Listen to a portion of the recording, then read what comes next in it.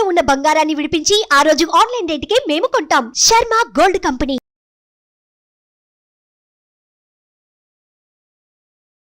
నమస్తే, welcome to Suman TV. నేను మీ యామ్ని. ప్రస్తుతం మనతో ఉన్నారు ప్రముఖ ఆధ్యాత్మికవేత్త డాక్టర్ అనంతలక్ష్మి గారు ఉన్నారు. అమ్మని అడిగి మనకున్న సందేహాన్ని అడిగి తెలుసుకుందాం. నమస్తే అమ్మ. నమస్తే తల్లి. అమ్మ, అసలు మీ దినచర్య అనేది అసలు రోజు ఏ విధంగా ఉంటుంది? అసలు మా ప్రేక్షకులు తెలియచేయండి అమ్మా. అయ్యో రామా, ఎంత మంచి మాట అడిగారమ్మా. దినచర్య అంటే కొన్ని ప్రతిరోజు ఒకేలా సాగే ఉంటాయి, కొన్ని ప్రత్యేక దినాలకు కొంచెం మార్పులు ఉంటాయి, అవకాశాన్ని బట్టి అవసరాన్ని బట్టి మార్పులు చేర్పులు ఉంటాయి. కానీ నార్మల్గా ఉండేటటువంటిది ఏమిటంటే 4:30కి లేవడం ఉంటుందమ్మా. లేచి 5 గంటలకల్లా ఏదో లలితా సహస్రనామం తప్పులు లేకుండా చదివే ఒక ప్రాజెక్ట్ నాకు ఉంది కనుక వాళ్ళు చదువుతూ ఉంటారు, చదివించాలన్న ప్రాజెక్ట్. చదువుతూ ఉంటే నేను వింటూ ఉంటా. విని ఎక్కడన్నా ఉచ్చారణ దోషం ఉంటే సరిచేస్తా. చాలా ఒక్కళ్ళే చదువుతారు. ఎక్కువ మంది చదివితే తప్పులు ఎవరు చదివారో తెలియదు కదా. ఒక్కళ్ళే చదువుతారు లలితా సహస్రనామం.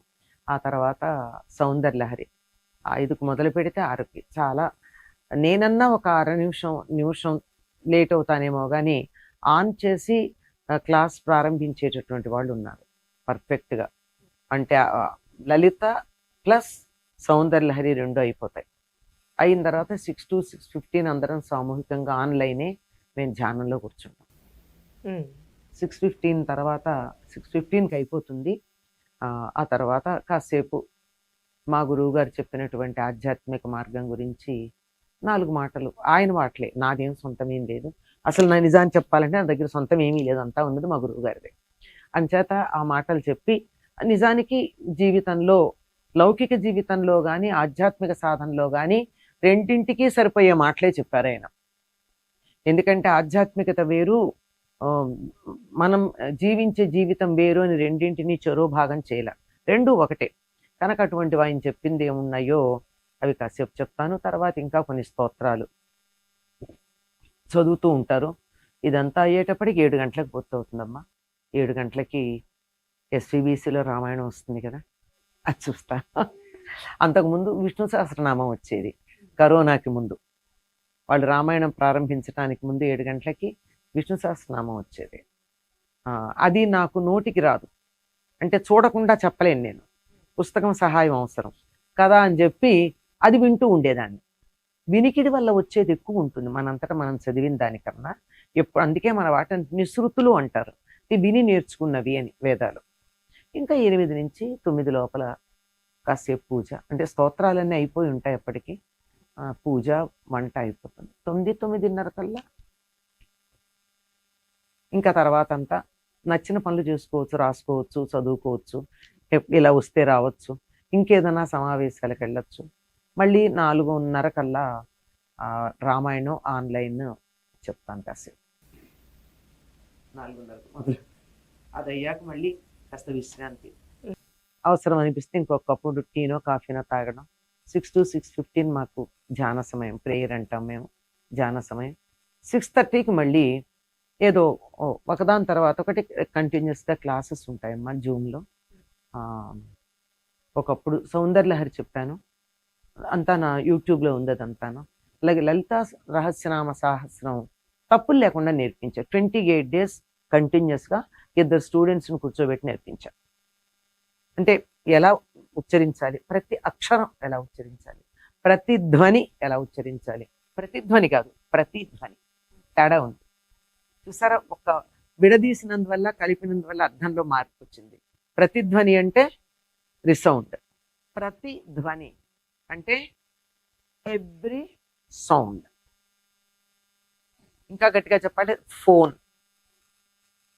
ప్రతిదీ కూడా ఎలా ఉచ్చరించాలి, ఎక్కడ కలిపి చదవాలి. ఇప్పుడు ప్రతిధ్వనికి ప్రతి ధ్వనికి తేడా ఉన్నట్టు ఎక్కడ కలిపి చదవాలి, ఎక్కడ విడదీసి చదవాలి, శేషాసాలకున్న తేడా ఏమిటి, జ్ఞ ఎలా పలకాలి, ఇలాంటివన్నీ ప్రతి చిన్నది కూడా లలితా రహస్యనామ సహస్రం మంత్రమయం. అందులో ఉన్నటువంటి అన్ని అక్షరాలు బీజాక్షరాలతో సమానం. వాటిని పొరపాటు ఉచ్చరించకూడదు గనక దాన్ని కాస్త జాగ్రత్తగా చదువుకునేటట్టు నేర్పించానమ్మా. యూట్యూబ్ లైవ్ అది, వాళ్ళే వచ్చారు అక్కడ చక్కగా లైవ్ తీసుకున్నారు. So it is recorded there 28 episodes everyday. వచ్చిన విద్యార్థులకు కూడా నేను ధన్యవాదాలు చెప్పాలి. ఒక్కరోజు కూడా మానకుండా రావడం, కావాలని వాళ్ళని కొన్ని తప్పులు చదవమని చెప్తాను నేను.